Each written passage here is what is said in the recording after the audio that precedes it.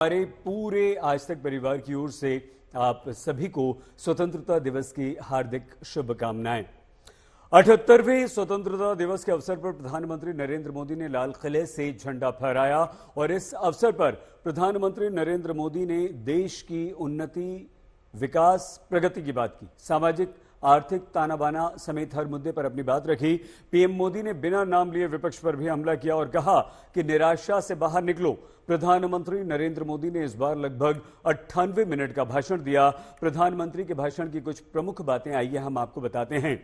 प्रधानमंत्री नरेंद्र मोदी ने कहा कि भ्रष्टाचार का महिमा मंडन नहीं होना चाहिए, लोकतंत्र मजबूत होना चाहिए, तभी संविधान भी मजबूत होगा। महिला अत्याचार रुकने चाहिए, अपराधियों के मन में खौफ और डर पैदा होना चाहिए।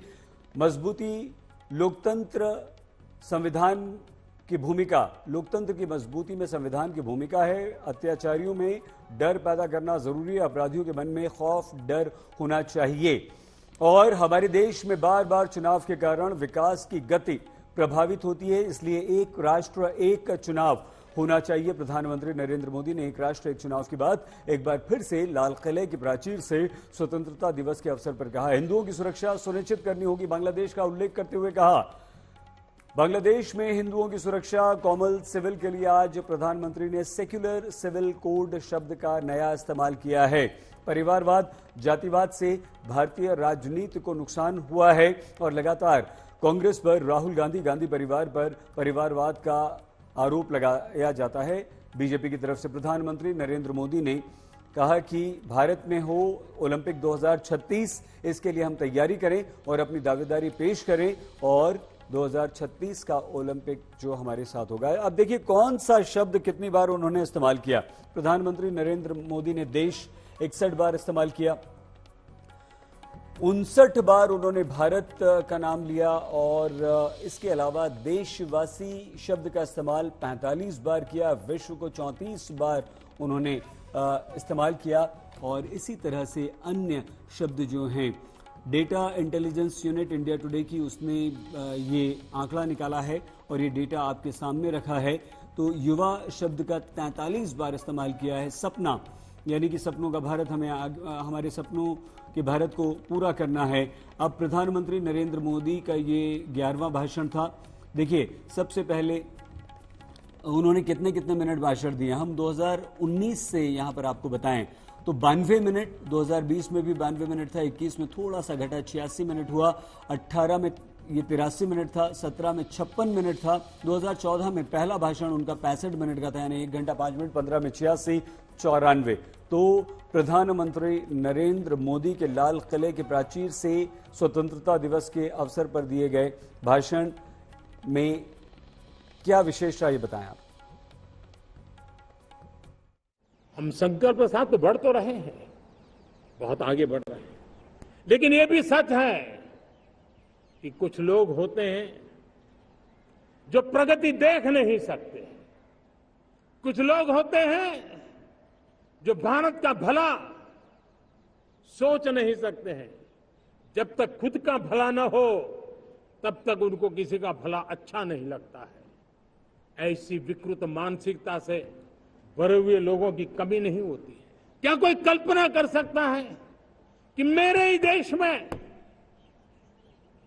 इतना महान संविधान हमारे पास होने के बावजूद भी कुछ ऐसे लोग निकल रहे हैं जो भ्रष्टाचार का महिमा मंडन कर रहे हैं, खुलेआम भ्रष्टाचार का जय जयकार कर रहे हैं।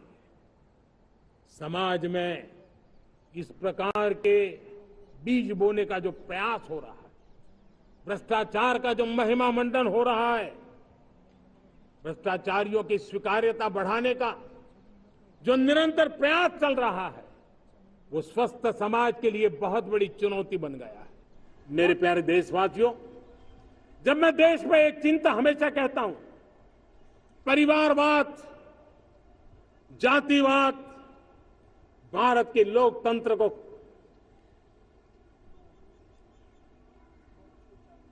बहुत नुकसान कर रहा है। देश को, लोक राजनीति को हमें परिवारवाद और जातिवाद से मुक्ति दिलानी होगी। समान नागरिक संहिता को लेकर प्रधानमंत्री नरेंद्र मोदी ने एक नया टर्म टॉस किया। पीएम मोदी बोले, कम्युनल नहीं सेक्युलर सिविल कोड हमें चाहिए।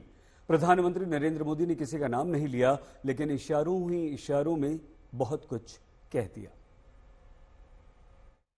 हमारे देश में सुप्रीम कोर्ट ने बार बार यूनिफॉर्म सिविल कोड को लेकर जो चर्चा की है, अनेक बार आदेश दिए हैं, क्योंकि देश का एक बहुत बड़ा वर्ग मानता है और उसमें सच्चाई भी है कि जिस सिविल कोड को हम लेकर के जी रहे हैं, वो सिविल कोड सचमुच में तो एक प्रकार का कम्युनल सिविल कोड है, भेदभाव करने वाला सिविल कोड है।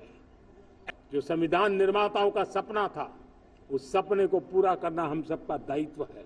और मैं मानता हूं इस गंभीर विषय पर देश में चर्चा हो, व्यापक चर्चा हो। जो कानून धर्म के आधार पर देश को बांटते हैं, जो ऊंच नीच का कारण बन जाते हैं, ऐसे कानूनों को आधुनिक समाज में कोई स्थान नहीं हो सकता है। और इसलिए मैं तो कहूंगा, अब समय की मांग है कि देश में एक सेकुलर सिविल कोड हो।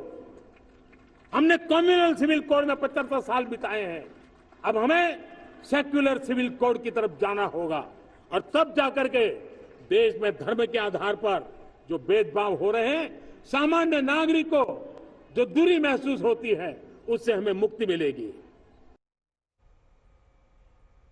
सेक्युलर सिविल कोड के बाद प्रधानमंत्री नरेंद्र मोदी ने लाल किले से की तो देश की राजनीति भी लाल हो गई। कांग्रेस नेता सलमान खुर्शीद और प्रधानमंत्री नरेंद्र मोदी के मंत्री एसपी सिंह बघेल ने एक दूसरे पर आरोप लगाने शुरू कर दिए।